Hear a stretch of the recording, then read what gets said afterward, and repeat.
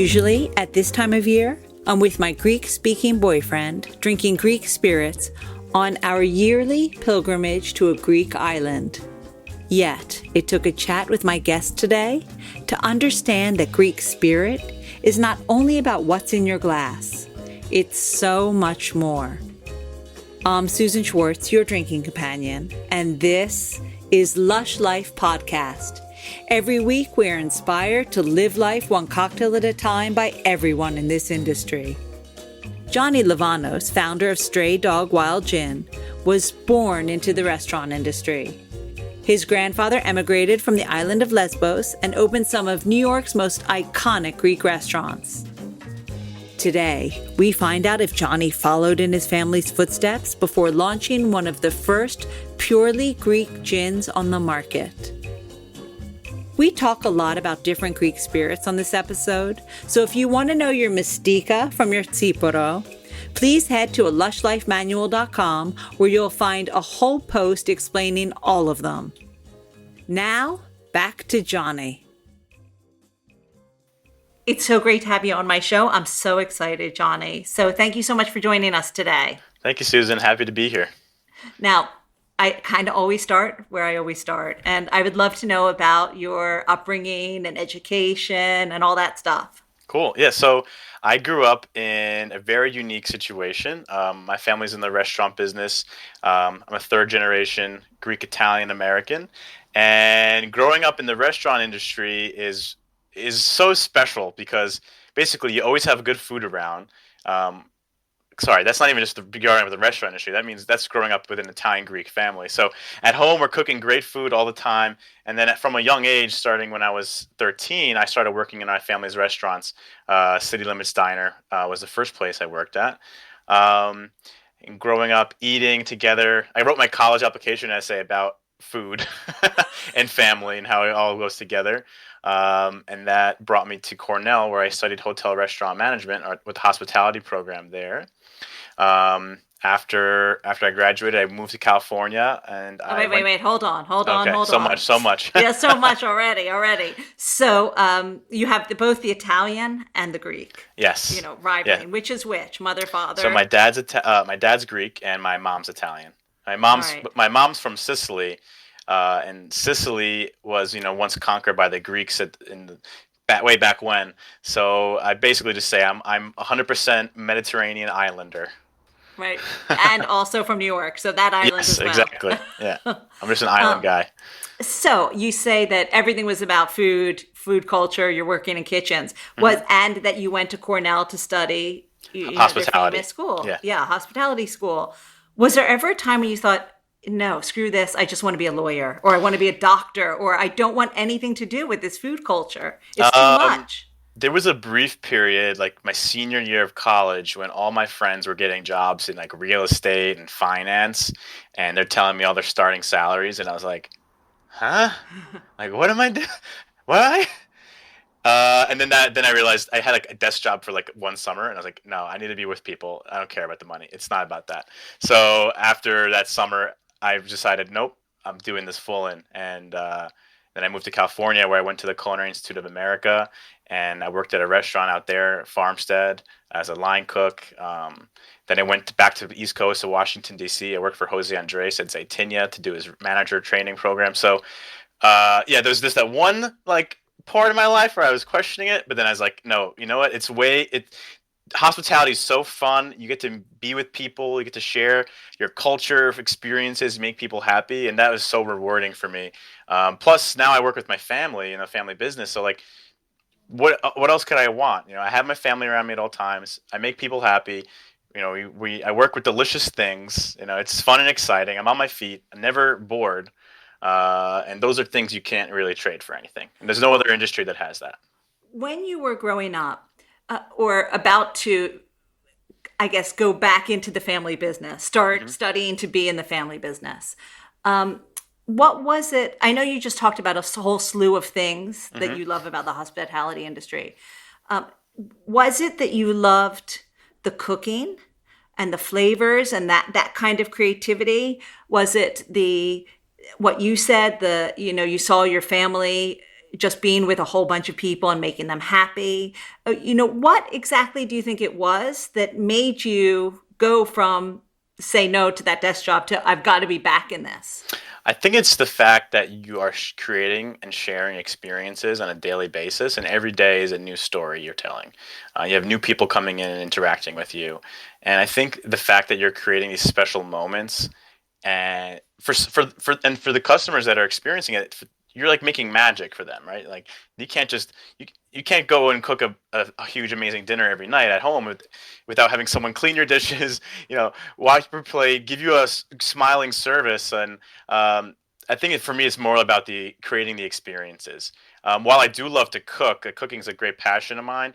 And I love creating flavors. That's kind of what pushed me into the bar world. But even in the bar world, you're creating flavors, you're being creative, but you're also creating an experience. And that actually, so my love for cooking, I think, and creating experiences pushed me to the beverage side of things, which has been my focus for for the majority of my career. I've been focusing on the beverage side because bartending is unique because you get to mix things, you get to use your hands on your creative side, but you have the customer in front of you.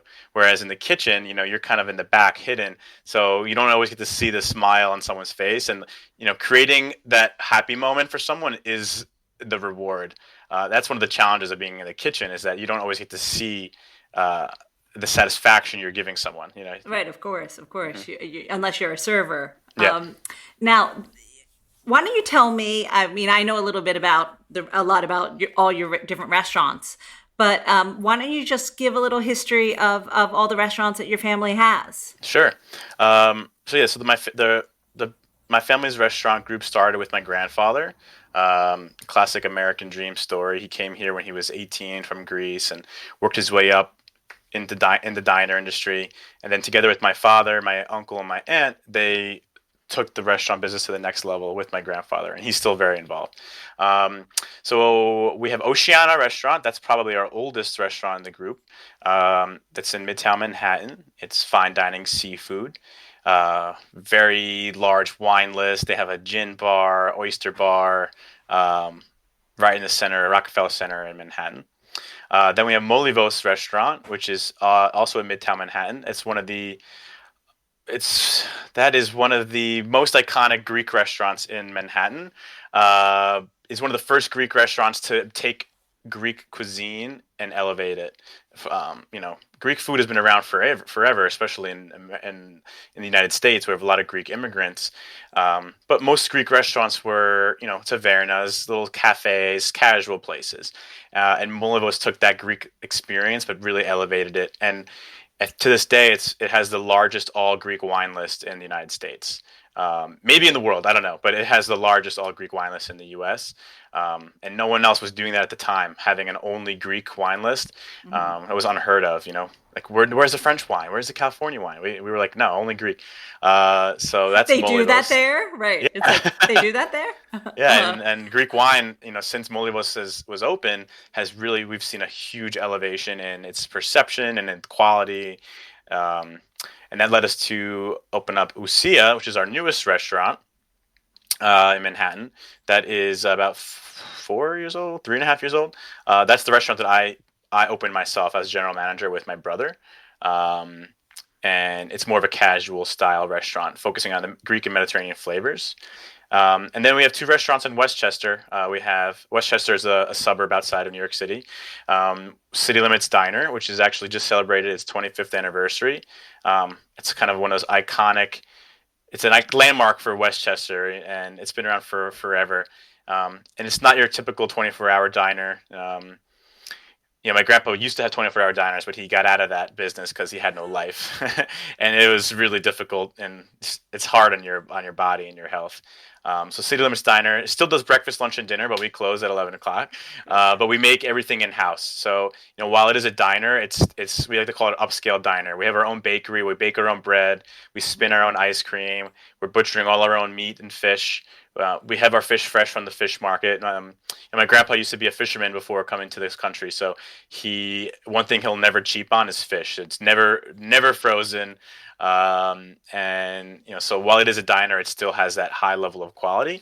And then we have the Modern Barn, which is a mixed cuisine American style restaurant in Armonk, which is a small town in Westchester. So you saw growing up a lot of, even though some of these didn't exist yet, Hmm. but all different kinds of cooking. Yeah, So, you graduated and you said you went right off to work in California. yeah. So I when I What? graduated, yeah, sorry. Oh, no, no, no. I was just going to say, did you always want to work somewhere other than your family's restaurants before you came back? Yeah, it's definitely me because my family restaurant group was a family business, and my dad worked for he actually worked for Houlihan's chain Oh before my coming to goodness, work I haven't heard with the hula hands for a family. long time. Yeah, and my family was doing things great, but I thought, if I want to work with my family, I need to contribute. I need to bring my own experiences. So it was very important for me to gain experience elsewhere before coming to work with my family. Plus, I grew up and lived in New York. I went to college in New York. I never been to the West Coast, so I'm like, you know what? Let's just go to California, where that's this Napa Valley. I was in Napa. It's the epicenter of culinary cuisine for this country. I mean, you have so many talented chefs in one tiny little town, Mm. and it's beautiful. And I learned about wine out there. So I definitely want to gain my own experiences to kind of carve my own path, so that once I go to work with my family, I could be there as a leader who has experience from other great chefs and other restaurateurs. So I worked also after that. I worked with Jose Andres in DC. Then in New York, I also worked for Danny Meyer. I was the bar manager at Marta for about a year and a half, and that was before opening up Lucia with my family. Now, were you always drawn to the bar world, really? Or was that something new that you learned along the way? It wasn't always there, but it quickly became a huge part of my life. So when I was living in Napa Valley, I was fresh out of college, so I was only like 22 years old. I liked wine and I liked beer. I never really enjoyed. I wasn't a cocktail guy at all. I was, you know, just the only cocktails I had before that were college bar drinks, like vodka Red Bulls and Jaeger bombs. And jello shots. Yeah, and Jello shots. Yeah. But being in Napa, you're surrounded by wine. So even if you don't know anything about wine, Hmm. like my apartment was had the view of a vineyard. Oh, So nice. you're just surrounded by wine and wine culture and wine people that you have to love it. And in Napa, I became part of a wine club. And then I also started the home brewing beer club at the Culinary Institute of America there. And so I think my beverage journey started with beer and wine, more so beer actually, because I was making beer at home. I was home brewing. I was fascinated by like the science that goes into making a beverage, like fermentation, the history behind different styles of beer. So then when I moved to DC, I worked with Jose Andres at Zaytinya. They put me through the manager training program, which was awesome because at that point I was only 23 years old. I had no management experience. I was fresh out of college still. I only had a year of being a line cook under my belt, besides all my family like kid experiences I had, being a busboy and cashier and stuff. Um, and that restaurant Zaytinya, I don't know if you've ever been. It's a monster. You could do over 1,000 people in a day there. So I learned Oh very boy. quickly how to hustle and how to just be a good manager. And one year, the bar manager, she got promoted and moved on to another position in the company. So they promoted me to bar manager. I had never bartended in my life. I just all I knew about cocktails was what they taught me in my training manual, and I didn't, and I just had a little bit of wine experience from living in Napa, so that experience forced me to really learn quickly. At that point, I started to study for the sommelier exam. Hmm. I took the intro course for the Court of Master Sommeliers, and then I started reading bartending books. And then my friend Juan Coronado, who was the head of cocktails at the time for the company, he did an awesome bartending class for all the bartenders, and I took the class with him. And that class just like set me up to be a good bartender. And after that moment, I fell in love with cocktails, and then I kept wanting to learn more, experimenting with flavors, taking my culinary background and applying it to drinks, learning the recipes, playing, experimenting, the history. And also the best part about working with people like that at Thank Food Group is learning the style, how to properly shake, how to look good while doing it, while smiling. And yeah, so that kind of set me off. And since then, I started learning more. I became the bar manager at Marta in Manhattan, so it was my first management job in New York City. There, I also kept learning more and more. And then when I finally had my own restaurant, that's where I really blossomed because I was able to then not have to answer to anyone. I could just do what I wanted to Mhm. do, make my own mistakes and learn from them. And then I created kind of my own style of bartending and drinks that I like. When did you think it was time to leave Marta and join your family? Um, there wasn't really any particular time. It was because my dad wanted to open up this restaurant, and he wanted to open up Usia. And he's like, who should I hire for general manager? And I was like, I think I'm ready now. And it kind of came naturally like But that. did he Yeah. think you were ready now? Honestly, I don't know. So we were originally, I'm like, I could work, I'll help open up this restaurant. How am I not going to be part of this new story? And we were talking about who's going to be general manager for a little bit. And then quickly it was like, it's going to be weird for me, the owner's son, to work underneath someone. Um, I don't know. It's going to be hard for that person to be good at their Right. job if I'm the owner's son working for. So basically, I just like, let me try it. And he had confidence in me. Uh-huh. And so, how did it go at first? Was it It everything you thought was it would be? at first it was very stressful. Hiring for. I mean, I've worked in restaurants, but I've never hired something from scratch and created systems from scratch. So it's very stressful. Picking every single detail is a lot. It's overwhelming. And then when we first opened, we were very slow.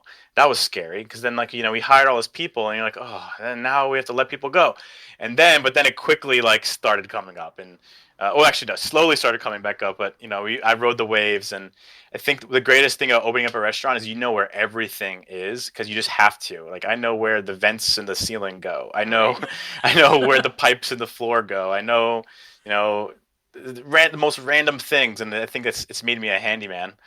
Well, um, did your dad have the concept of what he wanted the restaurant to be, or he just wanted to open a new restaurant? He wasn't sure, and you yeah, guys worked together to do that. he had the concept already in mind. He wanted to kind of make a Greek American style restaurant, like a more casual Greek restaurant that it could be a neighborhood spot. So not overly ethnic Greek to still have some comfort foods that local people could kind of come to, make it an everyday spot. Plus, we were in a new neighborhood that doesn't have much, so we wanted to make it approachable.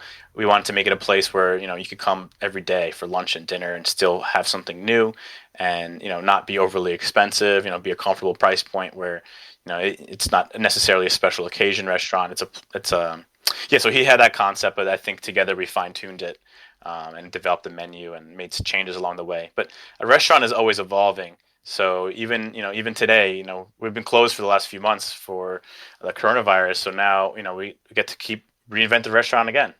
Of course. Now, Yeah. you said this was your chance to make the bar what you wanted it to hmm be. So what were your ideas at first? So my ideas were to create a beverage program that had a lot of diversity, had a very large spirit selection, but then also had a focus on Greek ingredients and Greek spirits and Greek flavor. So basically, we made a cocktail list that was riffs on classics that all incorporated Mediterranean flavors and as many Greek ingredients as we could, like with mastika or tsiporo, which is a Greek ouzo, a Greek start of sorry, tsiporo, which is a Greek style grape distillate, kind of like Greek grappa or Greek pisco. Other Greek liqueurs like racomelo, which is a honey cinnamon liqueur, and tentura, which is a clove spice liqueur. So as much as I could, I always wanted to incorporate Greek ingredients. And then other Greek ingredients like teas or herbs or Mediterranean fruits like pomegranate. So basically, keep it fresh and approachable, but still have that Mediterranean Greek essence. That's what Lucia is all about, is having Greek essence, but still like classic.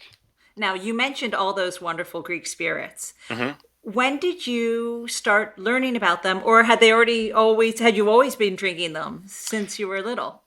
Greek spirits. So the only spirit I really had as when I was little would be ouzo, because my grandpa loves to have Little. ouzo. Sorry, I used that in when you were of drinking age, but that you saw around the house. Well, yeah, my grandpa loves ouzo, and Okay. my grandpa comes from the island of Lesbos, which is where ouzo actually originates from the village of Plomari, which is near Molivos, where my grandfather's from.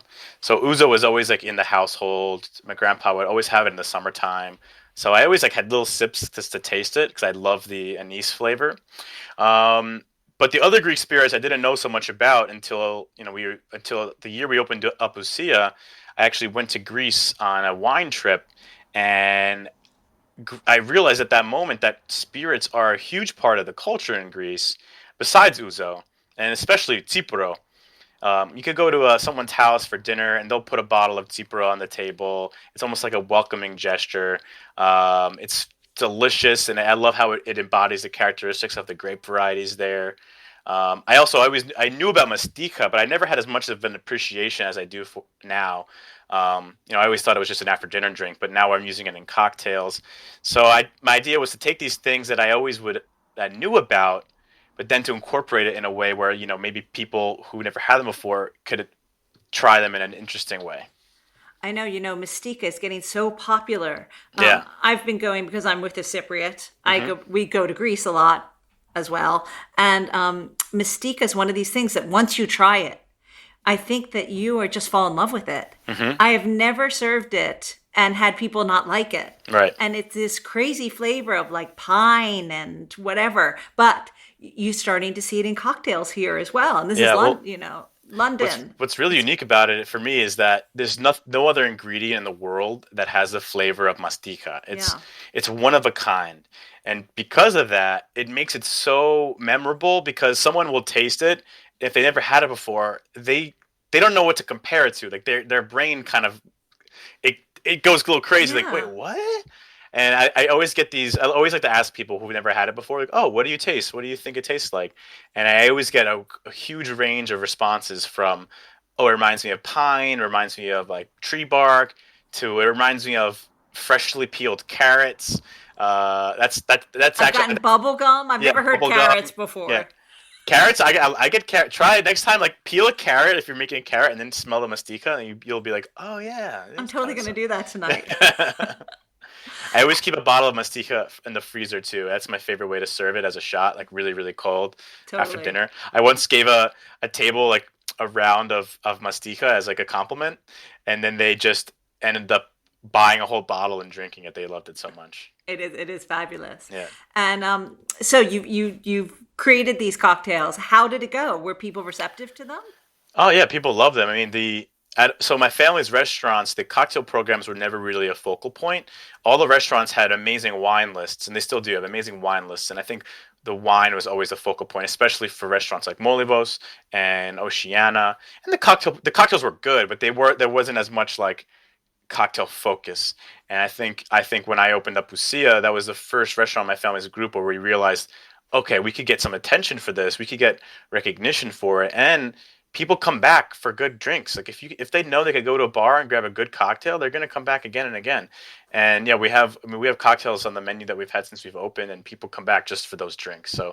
And then we got some good press about our drinks. I've been featured in a couple articles. Some of the recipes have been featured in things like Imbibe magazine.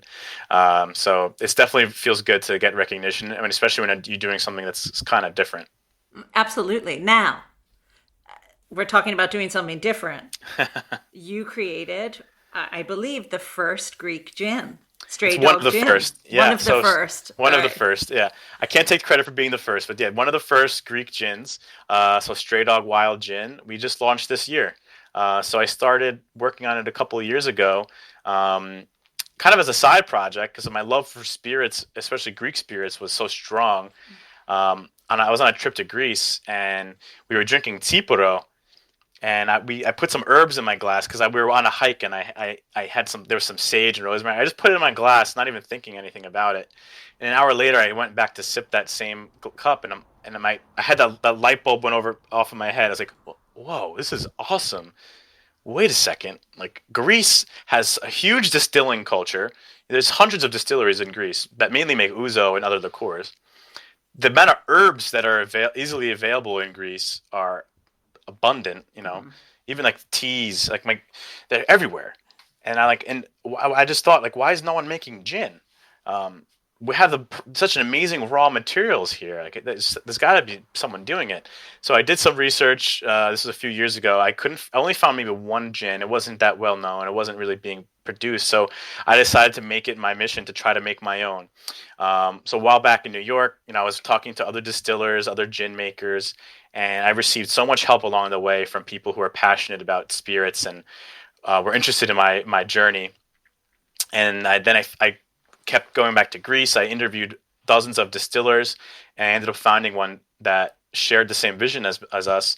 And we created our first batch of Stray Dog Gin in like about a year and a half ago. And then simultaneously working. How did you know? Like, what was your vision? What was your vision that and how did you find that distiller? So my vision was to create a spirit that embodies the flavors of Greece, but in a way that is more modern. Ouzo also embodies the flavors of Greece, right? Ouzo has all Greek herbs, not just anise. There's also cinnamon and chamomile and other flavors that are very Greek. But a lot of people don't like ouzo because it's so strong and has anise. So I'm like, I want to create something that everyone could like. And gin is huge. Everyone loves gin. It's one of the fastest growing spirit categories right now. So I made a list of maybe 20 botanicals that I would use in my house or in my pantry. Foscomilo, which is wild sage, was for me the most important one. It's what my grandma makes for tea every single night, my yaya. I love the smell of it. And I don't know any other gin that has sage, especially Greek sage. So, okay, that's definitely it. Mastika, which we talked about, is such an important botanical to Greek flavor. I'm like, okay, we'll have to have that in there. Rosemary. Anytime we have Easter, our lamb is marinated with rosemary, so I threw that in there. And then we kept experimenting with a bunch of other botanicals, and we ended up finalizing the list, which is one that we thought worked really well. So we have sage, foscomilo, rosemary, bay leaves, because bay leaves also are abundant. They grow everywhere in Greece and used in a lot of different dishes. Fennel seed, because you can't make a Greek spirit without fennel seed, right? That's one of the most important ones. And then we also use mastika, like I mentioned, cardamom, and fresh lemon and orange peel. Now, there's one that's missing to me. That is like in everything. The juniper. Yeah. No, not the juniper. That's so Greek. Oregano. Oregano is very Greek, and that was on the list, but we decided that it would muddy the waters too much because already sage and rosemary have a lot of those herbal flavors. Mm-hmm. By throwing in oregano, it could kind of it changed it a little bit. It could be all oregano. Yeah, it's just too much oregano. It would have tasted too Greek. Tasted too much like tomato sauce. Yeah. Or a Greek salad or something. Exactly. Yeah. So we did try it with oregano. And Greek oregano is amazing, but maybe we'll make another gin down the line with oregano. Now, did you have all of this idea before you went to a distiller, or did you work it out with them? No. So I worked actually with a distiller in New York who was so gracious to allow me to use his test still, and we did some experimentations. And basically, we did micro distillations of each botanical on its own. So I made basically a distillate of only sage, a distillate of only rosemary, and all the botanicals. And then we blended it in little vials, in little experiments to kind of see the flavors that we liked. And eventually we found that the flavors we enjoyed. We made a big list. And then when I found the distiller that I wanted to work with, which is Melissanidis Distillery, we went to Greece. I told him the recipe I wanted. And the second time we went to Greece, he had the first batch ready, the test batch. And we tasted basically 5 or 6 versions of the ingredients I wanted. And then we fine-tuned it. We picked the one we liked the best. We made a couple adjustments, and then he made the second big batch, and that was it. And you've just launched it, really, right? Yeah, we just launched in the end of February here in New York. We all launched in February in New York, New Jersey, Connecticut, and Illinois. Perfect timing, right before coronavirus shut down all the bars and restaurants. But we're still talking about it. Yeah, but at least I know it's tough. It was definitely we had to change our strategy very early on. But it's been okay. We originally were planning on going to bars and restaurants, mainly Greek accounts to start, and then work our way up. But since they were all closed, we had to pivot right away and to get into liquor stores. So now we're in a lot more stores than we probably would have been. focusing on our media presence, our online presence, social media, our website, making sure we have a great digital footprint so that people are trying to find us who never heard about us before and don't have the ability to taste us in a bar or restaurant. We can at least get our story out there and invite them in that way. No, of course. Now, are you? This is such a silly question, but I assume that you're taking some of the classic gin cocktails and making them stray dog cocktails, right? Yeah. I mean, one of our favorite recipes we like to recommend to people is just a gin and tonic. Because one thing I didn't talk about stray dog is we're using wild herbs. So that's kind of one of the reasons why we're calling it stray dog wild gin, is because we use some wild botanicals that are foraged around the distillery in Greece. In a simple gin and tonic, when you add the tonic water, all those aromas of the herbs bloom and blossom. So in even the most simple cocktails, you get so much complexity. Also with a martini, a martini is just 2 ingredients, gin and vermouth. And in the simple martini, you're getting the Greek flavor bomb. That is what we wanted to go for. So definitely recommending people to try it that way. But we have a lot of other cocktails that you can see on our website that we recommend you to try it in. It's really a versatile spirit. Even though it is unique and has a very strong flavor, it works with a lot of different types of cocktails. And I have to admit that I want to buy 1 billion bottles just because I see that you give to a stray dog charity. Yes. So I assume that stray dog, the name stray dogs. Yeah. Well, if you've ever been to Greece, there's a lot of dogs in the communities there that kind of roam the streets. And the dogs kind of inspired me because, they have this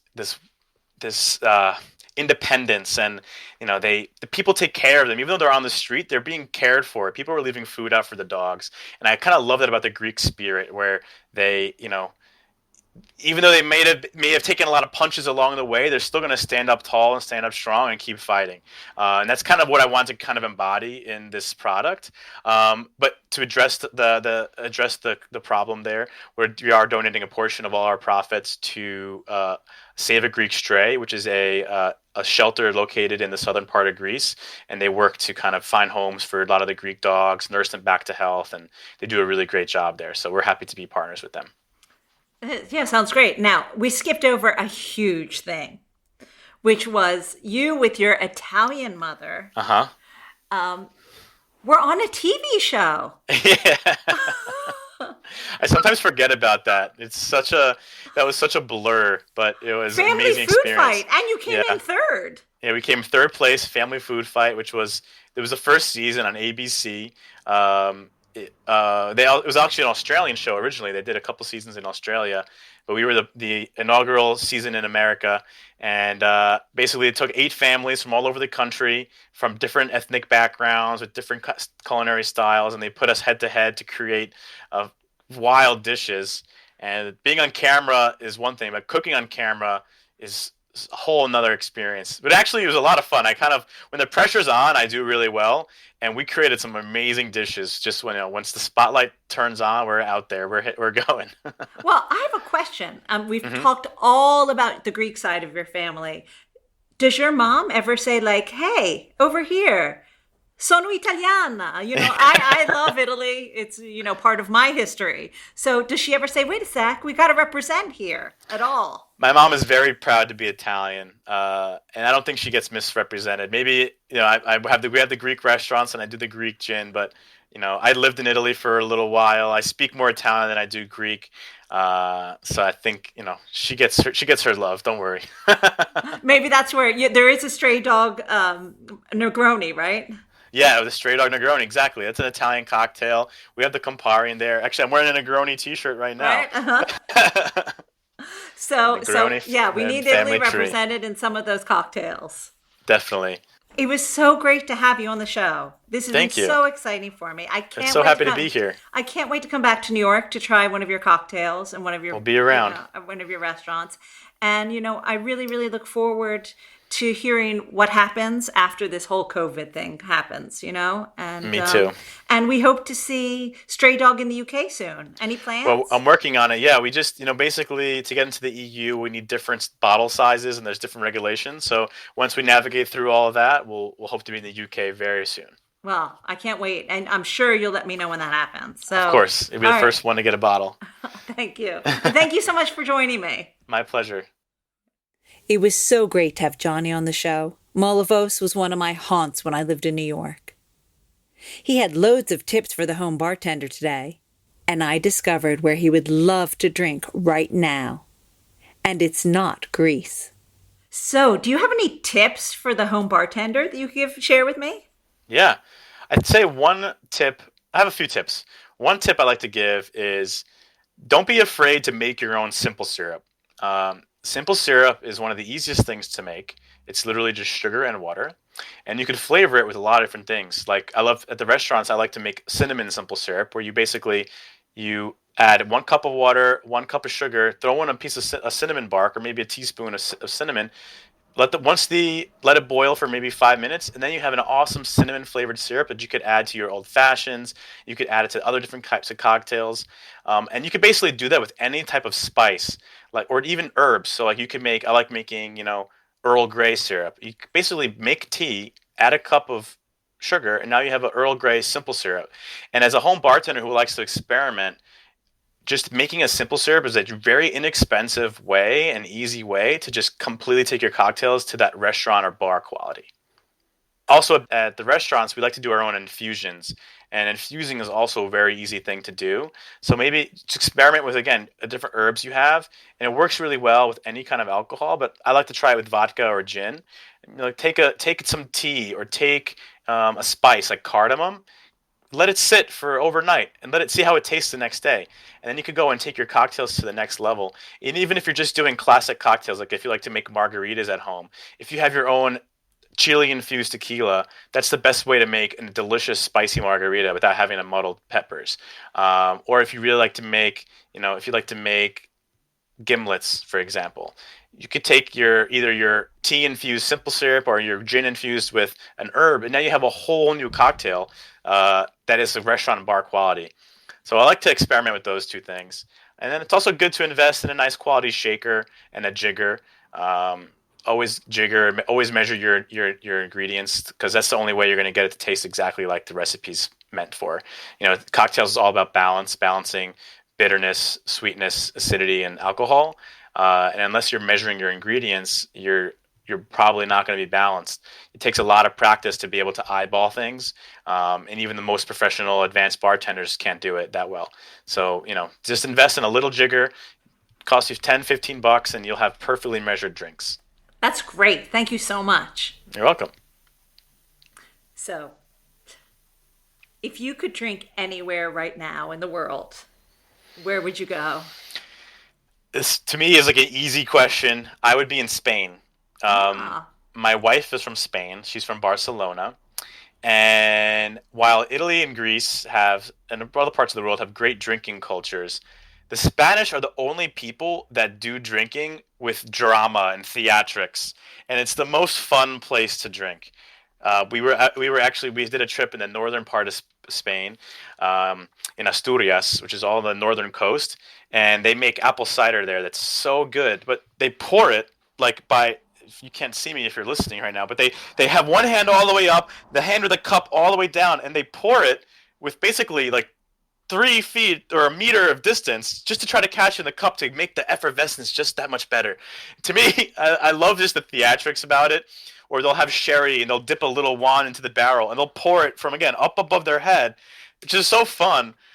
They make gin and tonics with thousands of botanicals, and they serve them in these giant goblets. Everything about Spanish drinking is about the theatrics of it, and it just makes it so much more fun. And I feel like I never get drunk there because it's, the drinks aren't even that strong. It's just fun. It's so much fun to drink in Spain. So, and who doesn't want to have fun, right? Yeah, who doesn't want to have fun? Exactly. There's such fun people, and everything is so fun there. Oh gosh, that's great! Thank you so much. Mm-hmm. From northern Spain, let's head back to Greece for our cocktail of the week. Our cocktail of the week is the most modern summer Greek cocktail there is. The name kind of gives it away. The Aegean Gin Tonic. Start by opening your new bottle of Stray Dog Wild Gin and then pour 2 ounces of Stray Dog into a glass filled with ice. Then twist open 1 8-ounce bottle of Greek-owned 3 cents Aegean Tonic and top up your gin with it. Garnish with 1 sage leaf and orange slice, and then yell yamas. If you're confused by the U.S. use of ounces and want to know how many milliliters to use, you can find a downloadable cocktail measurement converter on my website, lushlifemanual.com, where you'll find this recipe, more gin and tonic recipes, plus all the cocktails of the week, as well as links to all of the ingredients.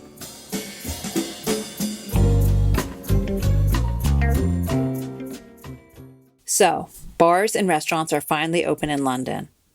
But who really wants to go on the tube or bus to get to one? Thank goodness for Le Petit Sud, which just opened on my street and owned by one of the great bartenders in town. You'll know where to find me. If you live for Lush Life, make sure you're giving back to the bars you love by donating or taking part in cocktail delivery where you live. Theme music for Lush Life is by Steven Shapiro and used with permission. And Lush Life is always and will be forever produced by Evo Terra and Simpler Media Productions. Which leaves me to say the wise words of Oscar Wilde, all things in moderation, including moderation. And always drink responsibly and wash your hands and stay safe. Next time, we're in Athens with one of the most famous bartenders in the world and owner of the Clumsies, one of my favorite bars anywhere. Until that time, bottoms up.